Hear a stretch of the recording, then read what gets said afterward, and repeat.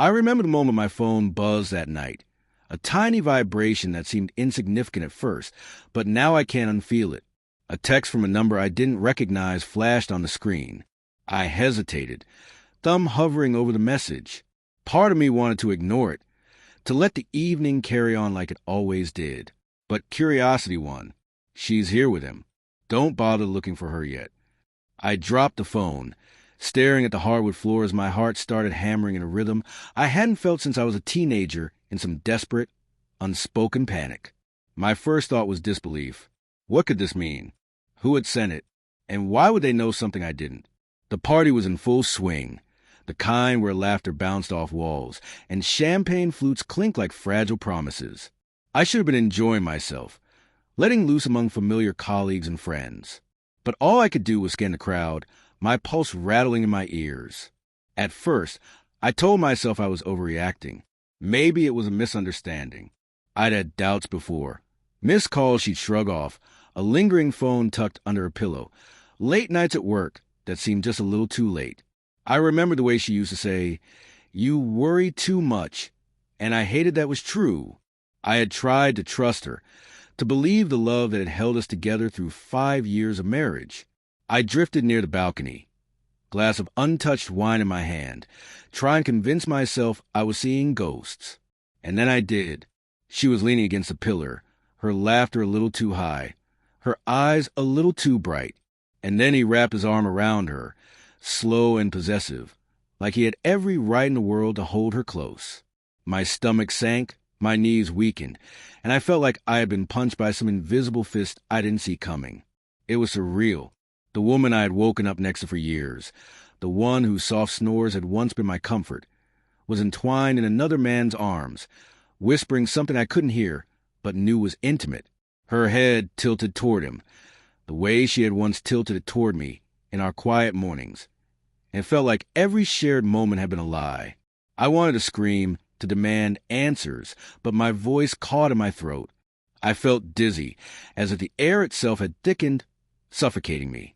I didn't even reach for my phone. I didn't need proof anymore. My own eyes had betrayed me.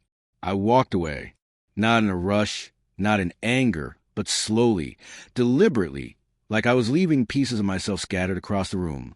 Every step was agony, every heartbeat a reminder of the trust that had been shattered. I exited to the side door, leaving the laughter and music behind, taking only the sound of my own ragged breaths with me. Outside, the winter air hit me like a slap.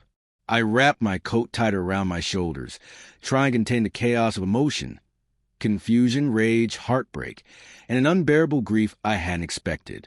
I remembered the mornings she would make coffee for me, the late-night talks where she'd hold my hand and tell me everything would be okay. Those memories stung like salt in an open wound now, tainted by the sight I'd just witnessed. In the following days, I combed through everything. Old messages, social media activity, little inconsistencies in her stories that suddenly made sense. The small excuses, the fleeting irritation when I asked about her day, the way she avoided eye contact when I got too close. I had questioned myself first. Maybe I was being paranoid. Maybe I was imagining betrayal.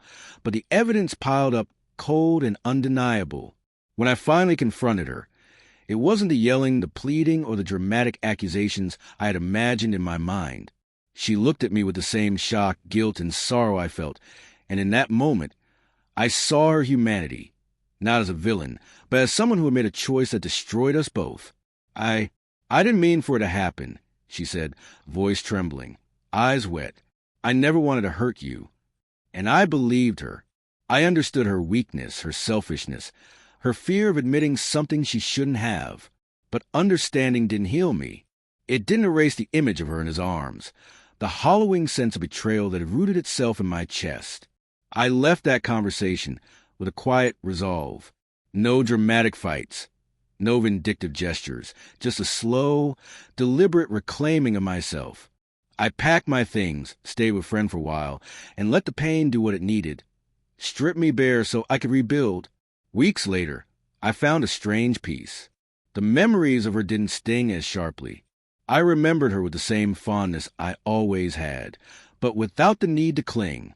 And though a part of me still ached, I realized something essential. I had chosen myself.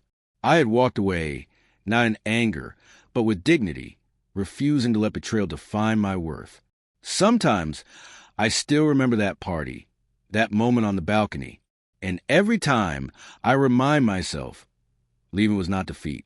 It was survival, and from that survival, I found the quiet strength I didn't know I had.